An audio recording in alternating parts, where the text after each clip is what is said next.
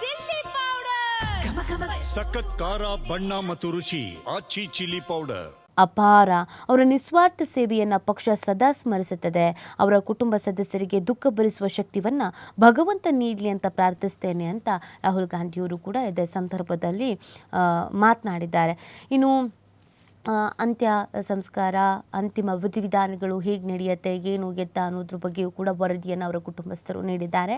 ಪತ್ನಿಯ ಸಮಾಧಿ ಪಕ್ಕವೇ ಶಾಮನೂರು ಅವರ ಅಂತ್ಯಕ್ರಿಯೆಯನ್ನು ಕೂಡ ನೆರವೇರಿಸಲಾಗುತ್ತೆ.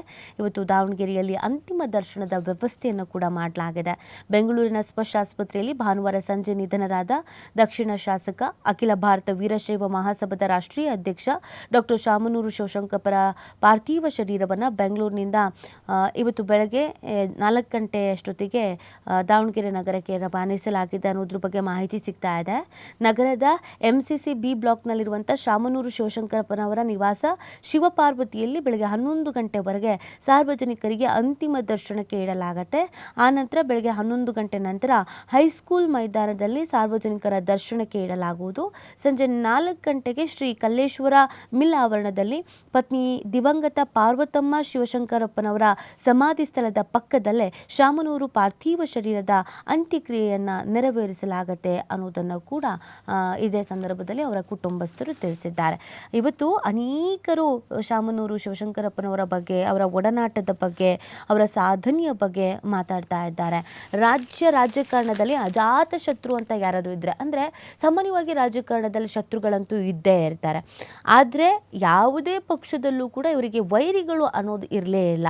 ಅಜಾತ ಶತ್ರು ಅನ್ನುವಂಥ ಹೆಸರನ್ನು ಕೂಡ ಗಳಿಸಿದರು. ಈ ಥರ ಹೆಸರನ್ನು ಗಳಿಸೋದು ತುಂಬ ಅಂದರೆ ತುಂಬ ಕಡಿಮೆ. ಆ ಹೆಸರನ್ನು ಗಳಿಸಿದವರು ಇವರು. ಕುರುಬರು, ಮುಸ್ಲಿಮರಿಂದ ಶುಭ ಕಾರ್ಯ ಆರಂಭಿಸ್ತಾ ಇದ್ದಂಥ ನಾಯಕ ಇವರು. ಪ್ರಭಾವಿ ನಾಯಕನಾದರೂ ಸಚಿವ ಸ್ಥಾನ ತಡವಾಗಿಯೇ ಲಭಿಸಿದ್ದು ಗಮನಾರ್ಹ. ಇವರ ಸಾಧನೆಗೆ ಅಥವಾ ಇವರ ವರ್ಚಸ್ಸಿಗೆ ಸಚಿವ ಸ್ಥಾನ ಯಾವಾಗಲೂ ಸಿಗಬೇಕಾಗಿತ್ತು, ಆದರೆ ಸ್ವಲ್ಪ ತಡವಾಗೇ ಸಿಕ್ಕಿತ್ತು. ಅದಲ್ಲದೆ ಇವರು ವೀರಶೈವ ಸಮುದಾಯದವರಾದ್ರೂ ಕೂಡ ಯಾವುದಾದ್ರೂ ಒಂದು ಕೆಲಸ ಕಾರ್ಯ ಪ್ರಾರಂಭ ಮಾಡಬೇಕು, ಶುಭ ಕಾರ್ಯ ಮಾಡಬೇಕು ಅಂತ ಅಂದಾಗ ಕುರುಬರು, ಮುಸ್ಲಿಮರಿಂದ ಶುಭ ಕಾರ್ಯವನ್ನು ಆರಂಭಿಸ್ತಿದ್ರಂತೆ.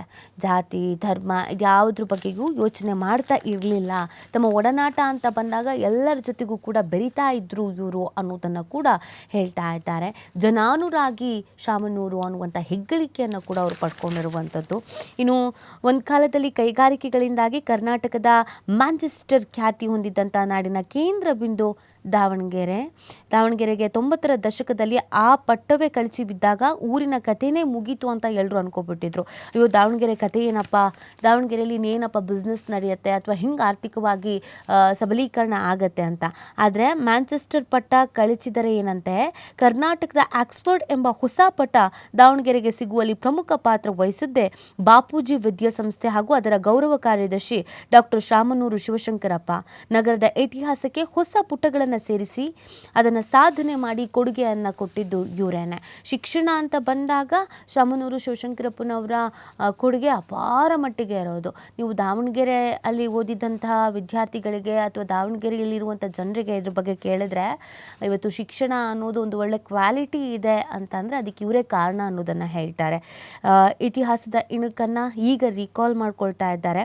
ಮಧ್ಯ ಕರ್ನಾಟಕ ವಾಣಿಜ್ಯ ಶೈಕ್ಷಣಿಕ ನಗರವಾಗಿ ದಾವಣಗೆರೆ ರೂಪುಗೊಳ್ಳುವಲ್ಲಿ ಡಾಕ್ಟರ್ ಶಾಮನೂರು ಶಿವಶಂಕರಪ್ಪ ಅವರ ಮಹತ್ವದ ಪಾತ್ರ ತುಂಬಾ ಇದೆ.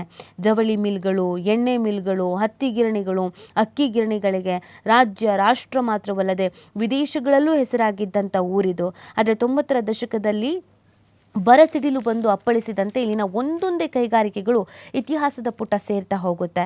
ಮಿಲ್ಗಳಲ್ಲಿ ಕೆಲಸ ಮಾಡ್ತಾ ಇದ್ದ ಸಾವಿರಾರು ಕಾರ್ಮಿಕರ ಕುಟುಂಬ ಸಮೇತ ಬೀದಿ ಪಾಲಾಗುವಂಥ ಪರಿಸ್ಥಿತಿ ಬಂದ್ಬಿಡುತ್ತೆ. ಇಂಥ ಸಂಕಷ್ಟದ ಸ್ಥಿತಿಯಲ್ಲಿ ದಾವಣಗೆರೆಯನ್ನು ಕಟ್ಟಿ ಬೆಳೆಸುವಲ್ಲಿ ಡಾಕ್ಟರ್ ಶಾಮನೂರು ಅವರ ಪ್ರಯತ್ನ ಮಹತ್ವದ್ದು ಎಂಬುದನ್ನು ಅವರ ಬೆಂಬಲಿಗರು ಯಾವಾಗಲೂ ಹೇಳ್ತಾ ಇರ್ತಾರೆ. ಅವರ ಬೆಂಬಲದಿಂದಲೇ ಇವತ್ತು ದಾವಣಗೆರೆ ಇಷ್ಟರ ಮಟ್ಟಿಗೆ ರೂಪಿತವಾಗಿದೆ ಅನ್ನೋದನ್ನು ಇವತ್ತು ಪ್ರತಿಯೊಬ್ಬರ ದಾವಣಗೆರೆಯವರು ಕೂಡ ನೆನಪಿಸ್ಕೊಳ್ತಾರೆ. ಹತ್ತಾರು ಮಿಲ್ ಮುಚ್ಚಿದಾಗ, ಸಾವಿರಾರು ಕಾರ್ಮಿಕ ಕುಟುಂಬಗಳು ಬೀದಿ ಪಾಲಾದಾಗ ದುಸ್ಥಿತಿ ನಿರ್ಮಾಣವಾಗಿತ್ತು. ಅದೆಷ್ಟೋ ಮಂದಿ ಬೀದಿ ಬದಿಯ ಸಣ್ಣ ಪುಟ್ಟ ಅಂಗಡಿಯನ್ನು ಇಟ್ಕೊಂಡ್ರೆ ಕೆಲವರು ವಾಚ್ಮನ್ಗಳಾಗಿ, ಕೂಲಿ ಕಾರ್ಮಿಕರಾಗಿ ಜೀವನವನ್ನು ಕಂಡುಕೊಳ್ಬೇಕಾದಂಥ ಸ್ಥಿತಿ ಬಂದಿತ್ತು. ರಾಜ್ಯದ ಕೈಗಾರಿಕಾ ಕ್ಷೇತ್ರ ದಮನಿನ ರೀತಿಯಲ್ಲಿ ಬದಲಾವಣೆ ಆಗ್ತಾ ಇತ್ತು ಅಂತ ಅಂದರೆ ಅದಕ್ಕೆ ಶಾಮನೂರು ಅವರೇ ಕಾರಣ ಆಗಿದ್ರು. ಹರಪನಹಳ್ಳಿ ತಾಲೂಕು ದುಗ್ಗಾವತಿಯಲ್ಲಿ ಶಾಮನೂರು ಅವರು ಹಿರಿಯ ಪುತ್ರ ಕೈಗಾರಿಕೋದ್ಯಮಿ SS ಬಕ್ಕೇಶ್ ಒಡೆತನದ ಶಾಮನೂರು ಶುಗರ್ಸ್ ಲಿಮಿಟೆಡ್ ಇಂಡಸ್ಟ್ರಿಯಲ್ ಏರಿಯಾದಲ್ಲಿ ಅಕ್ಕಿ ಗಿರಣಿ ರಫ್ತು ಮತ್ತು ಆಮದು ಸಂಸ್ಥೆ ಸ್ಥಾಪಿಸ್ತಾರೆ. ದ್ವಿತೀಯ ಪುತ್ರ SS Ganesh Kukkawada the Davanagere sugar company limited ದಾವಣಗೆರೆಯಲ್ಲಿ ಲಕ್ಷ್ಮೀ ಫ್ಲೋರ್ ಮಿಲ್ ನೇತೃತ್ವವನ್ನು ವಹಿಸ್ಕೊಳ್ತಾರೆ.